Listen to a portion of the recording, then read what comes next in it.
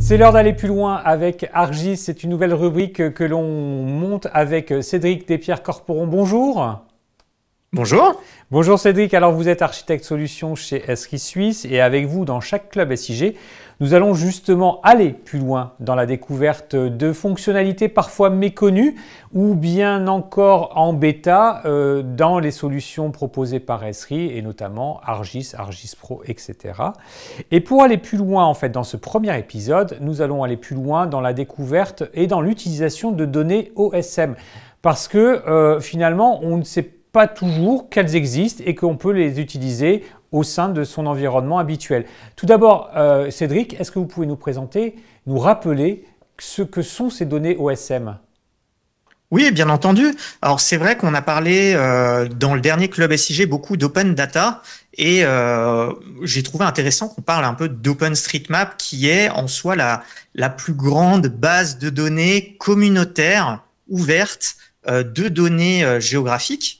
Et ce sont en fait des données, vous, moi, n'importe qui a la capacité d'aller créer de l'information géographique, donc des points d'intérêt, pouvoir dire dans son quartier où sont les pistes cyclables, où sont situés les magasins, comment sont mappés les bâtiments, et derrière de pouvoir partager tout ça avec le reste de la communauté. Donc c'est une très grande source de données open data d'une certaine manière géographique. Et on peut rappeler que depuis toujours, en fait, Esri est membre corporate de la fondation OpenStreetMap.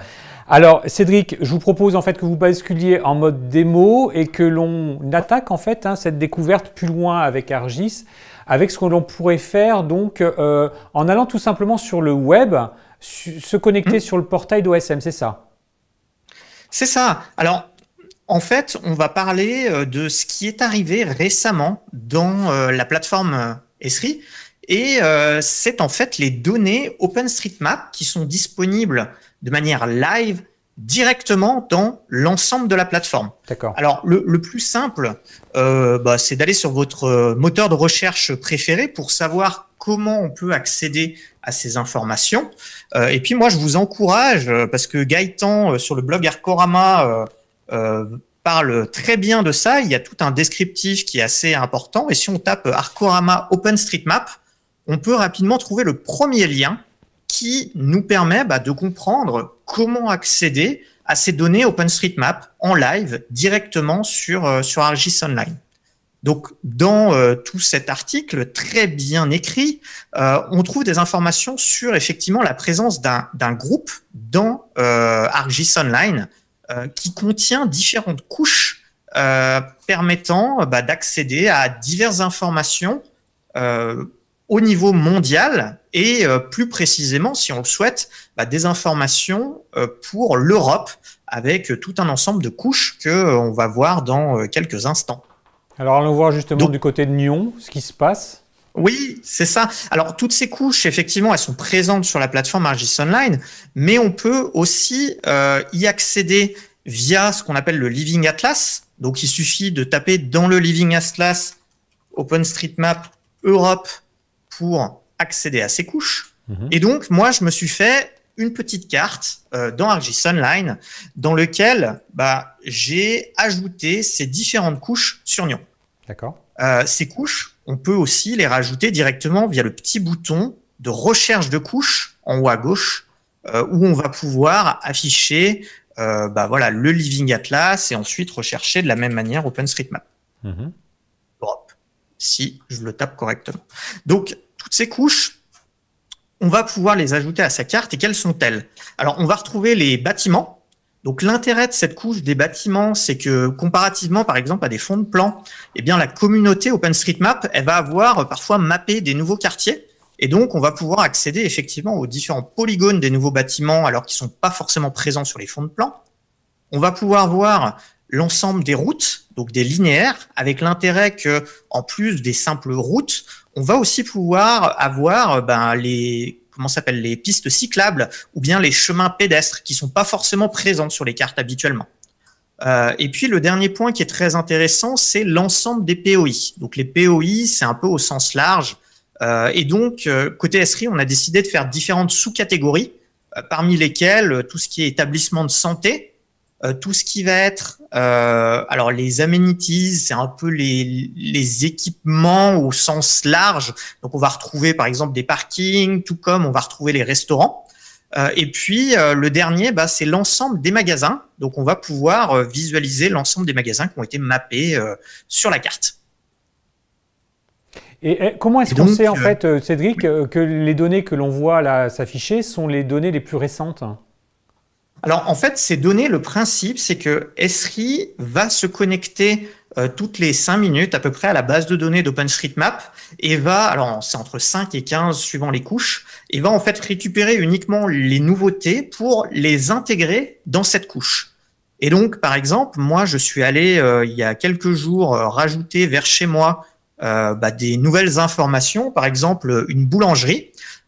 Eh bien, cette boulangerie, elle est maintenant accessible sous la forme d'un POI directement dans la carte avec sa géométrie et ses attributs. Et je vais pouvoir du coup cliquer, par exemple ici, pour voir cette donnée dans OpenStreetMap, donc sur le site, et voir que c'est bien moi, Cédric Despierres-Corporon, qui ai fait ce changement il y a 2 jours.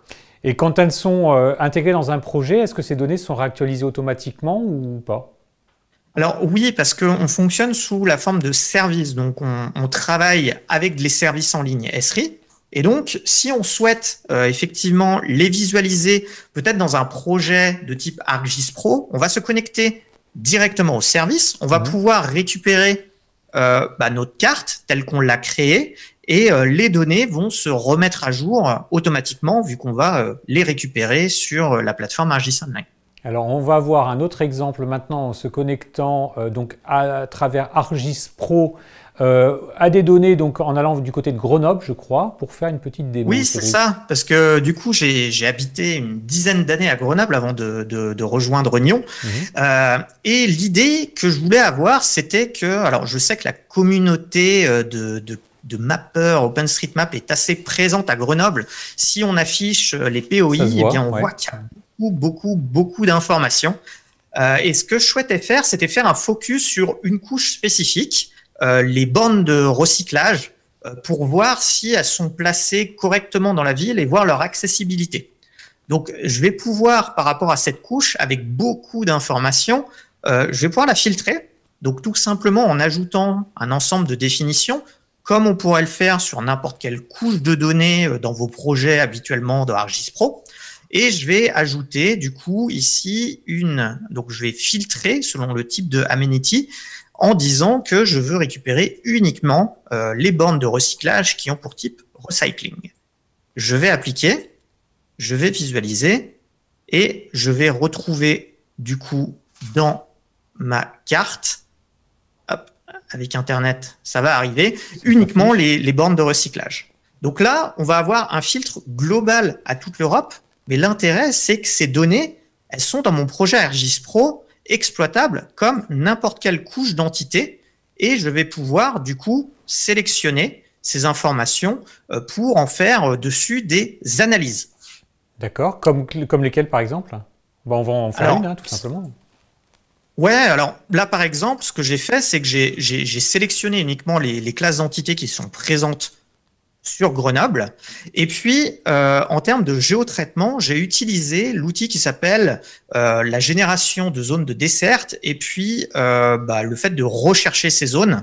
Alors, je ne vais pas rentrer dans les détails, mais je me suis créé une petite zone par rapport à un réseau routier qui me permettait de dire je veux récupérer les zones à 1 et 2 minutes d'accès pour des piétons autour de ces de ces bornes de recyclage. Donc, ce que j'ai fait, j'ai créé cette couche d'analyse. J'ai ensuite ajouté dans cette couche d'analyse donc ce qu'on appelle des ressources, c'est l'emplacement de mes différentes bornes de recyclage. Et puis, j'ai utilisé le dernier outil qui s'appelle Rechercher, qui va nous permettre de calculer ces zones de desserte. Et donc, cela me retourne un résultat avec des temps d'accès autour de mes bornes de recyclage. Et on peut voir au global sur la ville que effectivement, on est plutôt bien positionné, même s'il subsiste quelques petites zones où les temps d'accès semblent être beaucoup plus longs. Donc peut-être que dans ces zones urbaines, il faudrait installer des nouvelles bornes de recyclage, par exemple. Ouais, c'est soit un trou dans la raquette, soit il faut faire en fait une installation, soit aller relever à nouveau ces points si jamais elles existent. Est-ce que vous avez dit un point important tout à l'heure en fait à propos de SM, c'est que l'utilisation donc de ces données elle était libre. Est-ce que pour autant il faut faire quelque chose pour les utiliser? Alors, pour les utiliser dans ArcGIS, techniquement, on peut juste prendre les couches et les afficher parce que par défaut, on va retrouver la notion d'attribution. C'est-à-dire à partir du moment où ces données OpenStreetMap sont présentes dans la carte, elles vont être renseignées, on va avoir ici un petit copyright OpenStreetMap contributeur qui vont être effectivement affichés. Si je souhaite après, utiliser ces données dans un projet, modifier les données, il est important de pouvoir repartager cette information. Ça fait partie effectivement des conditions de licence de OpenStreetMap pour pouvoir utiliser ces données. Et au final, c'est l'idée de pouvoir partager aussi. Ce que vous avez présenté là en fait à travers OSM, ça peut s'appliquer à n'importe quel jeu de données disponible en open data. Oui, effectivement. On va pouvoir pousser, n'importe quel jeu de données open data, il faut toujours effectivement montrer la source et avoir une attribution pour rester dans les clous, effectivement. Un mot, Cédric, sur ArcGIS Editor for OSM. C'est quoi exactement? On en entend parler, mais c'est quoi?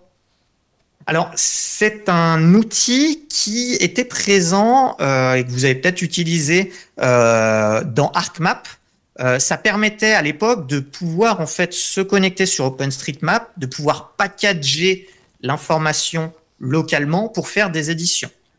Cet add-in, il est présent effectivement aujourd'hui uniquement sur ArcMap et pas sur ArcGIS Pro.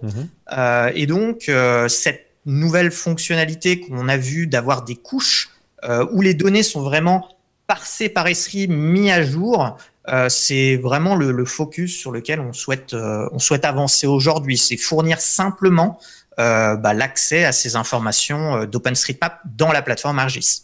Et tout ce qu'on vient de voir là ensemble, en fait, ça peut servir donc à l'organisation ou à la participation à Mappathon, par exemple?